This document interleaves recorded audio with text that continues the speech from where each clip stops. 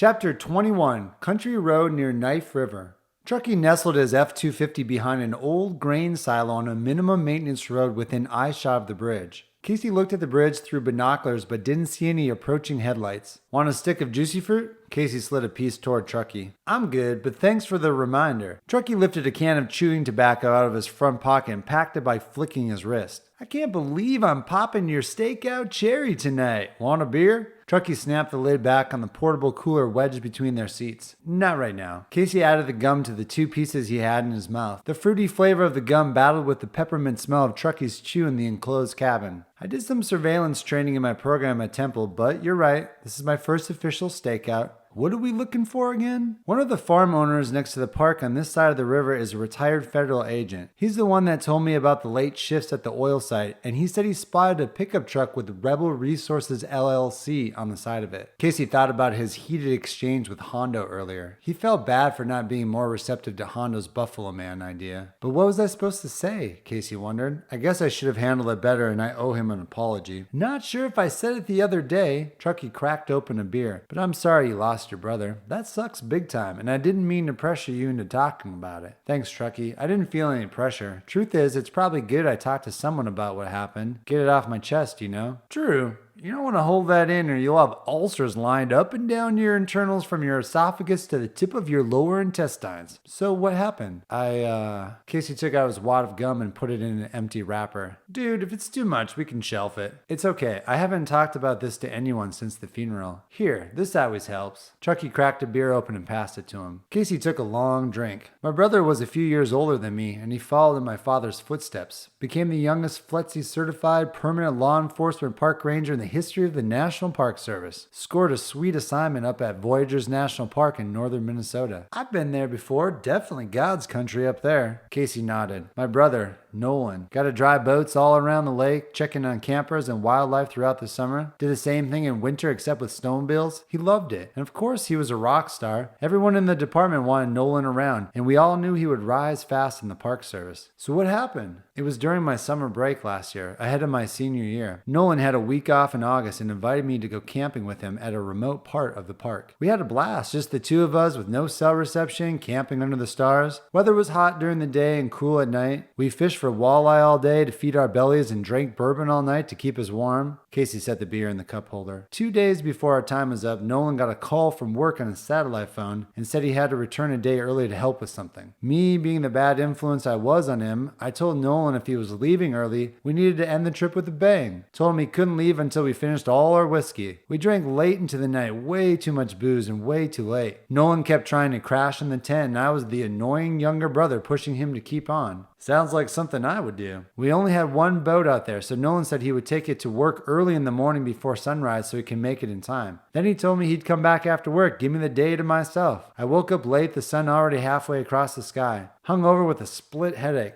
Found my brother's flannel on me, the one I was wearing the other day. It was chilly that morning, so he must have draped it over me when he left. He didn't have another coat with, so I bet he froze on the boat ride to work. I packed up the campsite and caught a few more fish and waited. Problem was, he never returned. What happened? I didn't know. Figured he would arrive around 6 or 7 o'clock, but he never showed. I'm out on this island in the middle of a giant lake with no way to get back. It was a slow day at the park and I didn't see any other boats to flag down and no way to call anyone. The sun was setting, so I got my tent back out. As soon as I had it set up, I heard a boat's engine. There were bright lights on the approaching boat. Someone called out over a speaker, a voice I didn't recognize. Nolan wasn't there. It was one of the other park rangers. He told me they found Nolan's boat at the midway point between our campsite and the visitor center. They figured Nolan didn't see a large jagged rock jutting out of the water in the early morning fog. He slammed the boat into the rock and they found his body floating at the edge of the lake next to a cliff 100 yards away. He had a severe head wound and they guessed he flew off the boat and either died from hitting the rock or from drowning. Truckee spit his tobacco into an empty beer can. That's one of the worst things I've ever heard. I would have lost it. That's what I did. I pulled on my hair, screamed and cried until my voice was hoarse. I thought about ending my own life because I knew if I wasn't there, Nolan would still be alive. The ranger placed me in restraints and sent me off to the local jail so I couldn't harm myself. Sitting in a jail cell, I admitted to the drinking, which I knew would come up later in the autopsy report. What'd your family say? They were distraught beyond belief, and my father. If he'd shoot you over a pure steer, it's no wonder you considered killing yourself. That's the thing. Casey's leg was bouncing, and he steadied it with his hand. I wanted my father to lay into me, beat me, pull his gun, and shoot me. Instead, he refused to talk to me and wouldn't even look at me. Couldn't stand to be in the same room. For the funeral, they instructed me to sit in the back pews and leave before my father. I lingered anyway and tried to talk to him, but he pushed past me with the swipe of a hand. After they lowered Nolan's casket in the ground, there was a memorial thrown in his name at a huge, packed auditorium. I stood by myself in the hallway and listened to the service. Bawled my eyes out the whole time as person after person stood up and told wonderful stories about Nolan's positive impact on their life. At one point, I saw my father step out of the auditorium to collect himself.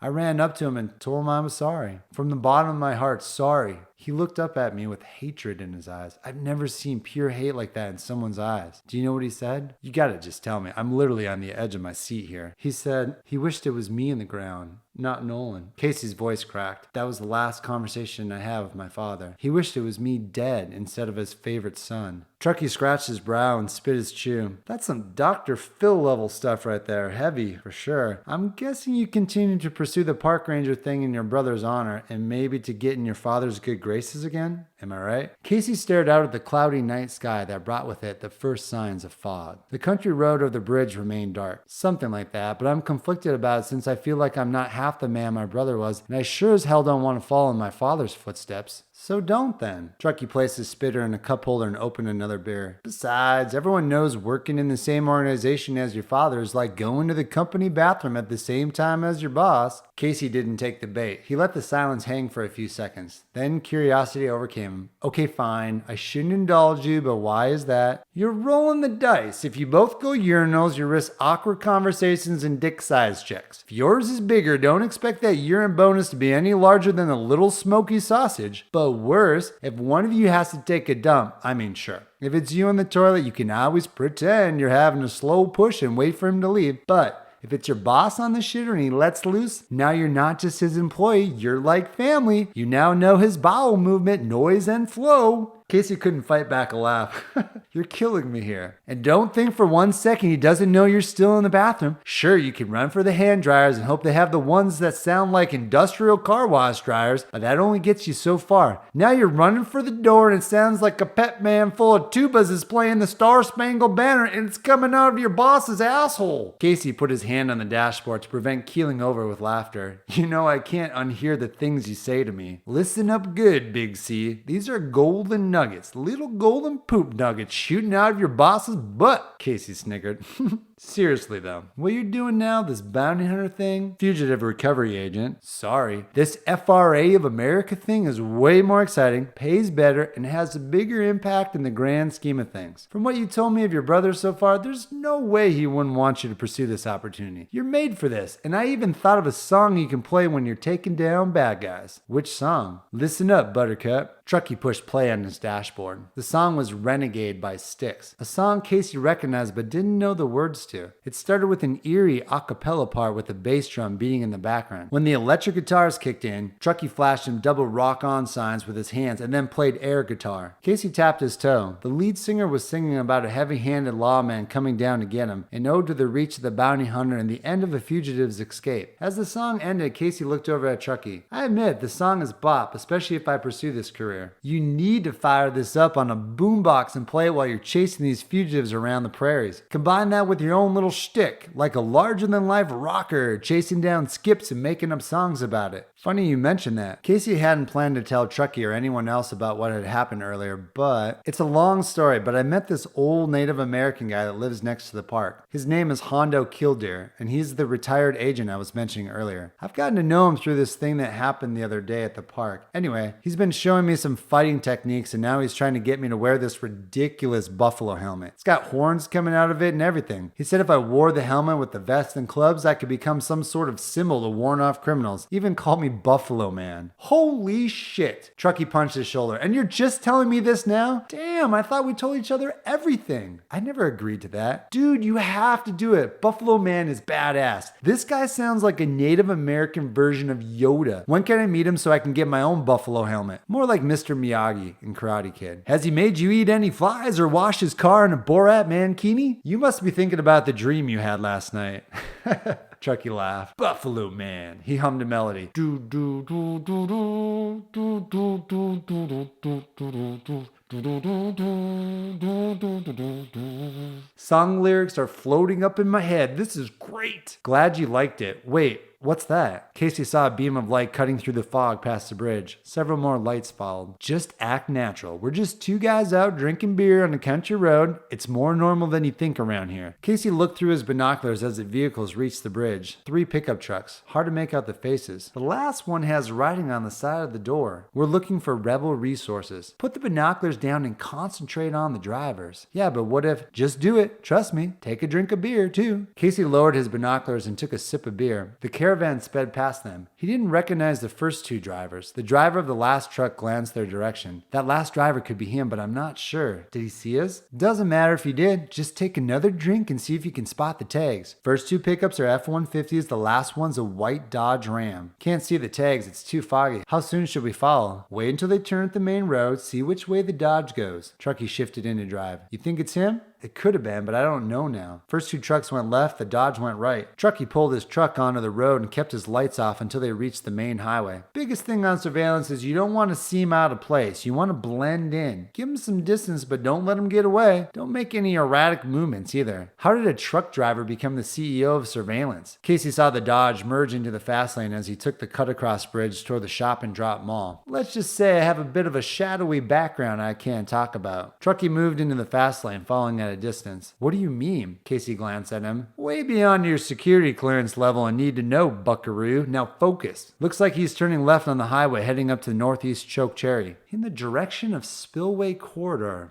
Wonder if he's going there, but that doesn't make sense. Seems like the crew is going home for the night. Thick fog forced Truckee to inch closer to the Dodge. The highway picked up a few late night cars exiting the Snowflake Casino and race. Truckee used the cars as a shield between the trucks. The Dodge veered to the right lane. The turn signals flickered. Looks like he's heading off at the next exit, Casey said. For Riverdale Estates? Wow. He's done well for himself if he lives there. Maybe it's not him. Could be the boss or something. Truckee followed him to the exit. What's Riverdale all about? Bunch of bougie cake eaters who live in McMansions with gated security. I think Chell mentioned he lives around here. Is Chell on the actual Riverdale Estates? He might know if this is Gunner. Casey tried to recall his conversation. No, I think he said he lives just past this area. Hey, look, he's turned into that Holiday gas station at the exit. We should pull in and see if he goes inside. What? Casey looked at Truckee. We can't get too close. Gunner's probably armed and I heard he's an excellent shot. Let's get a positive confirmation it's Gunner and play the rest by ear. Truckee pulled into a pump on the opposite set of pumps from the truck. He's filling up. Can you tell if that's him? Casey leaned forward and stared between the pumps. The man at the truck wore the same fishing hat. It's him. It's Gunner. Good. So we know it's his vehicle. Truckee nudged Casey back in his seat. Relax. No sudden movements. Everything should be fluid. People pick up on jerky movements. Got it. So what do we do if he heads inside the gas station? Looks like he's doing that right now. Truckee unclipped his seatbelt. You want to take him right here? Casey took his seatbelt off. Truckee, he's got a gun. We have to be careful. No takedowns right now. Just surveillance, remember? I'll follow him in and slow him down if need be. Slow him down for what? Gunner walked to the back of the gas station. You should head over and check inside his truck cab and see if there's anything in there we can use to get him with. Feel free to borrow any keys, devices, or anything you can grab that won't be too obvious if it's missing. Meet you back here after. Truckee, wait. Truckee was out the door and heading for the gas station. Casey inched around the back of the pumps and walked next to the car wash at the edge of the parking lot. When he cleared the last pump, he glanced at the gas station windows and dashed to Gunner's truck. He opened the passenger side door furthest from the gas station. The truck smelled new and it was missing the pocket litter that filled most vehicles after heavy usage. The keys were in the ignition and he thought about searching for a house key but didn't want to risk pulling them out and making a sound. He glanced back at the gas station but didn't see anyone approaching. There was a radar detector on the dash and a toll pass attached to the window. Casey reached for the pass but stopped when he saw a screen flash in the middle storage container. It was a handheld Garmin eTrex GPS. Casey had used an identical one growing up. Hey man, you dropped your lotto ticket. Casey's head shot up. Truckee was waving a white piece of paper at Gunner in front of the gas station. It's not mine. Gunner turned toward his truck. Oh shit. Casey's adrenaline spiked. He dropped the GPS in his pocket and slid out of the passenger side door. Dude, are you sure? This ticket could be worth millions. Get lost, man. Gunner's boots pounded on the pavement as he approached his truck. Casey inched the door shut but was still standing right next to the truck. His hands shook. All right, suit yourself, asshole. Gunner put his hand in his jacket pocket and turned toward Truckee. What'd you say? Casey crept backward, using the truck as a shield. He curled around the back of the car wash. Oh, I didn't mean anything by it. Truckee slurred his words. One too many drinks tonight is all. Gunner opened his truck door. Call me an asshole again and a hangover will be the least of your worries. Have a nice evening, sir. Truckee feigned a salute. Casey tucked behind the car wash and watched Gunner drive away.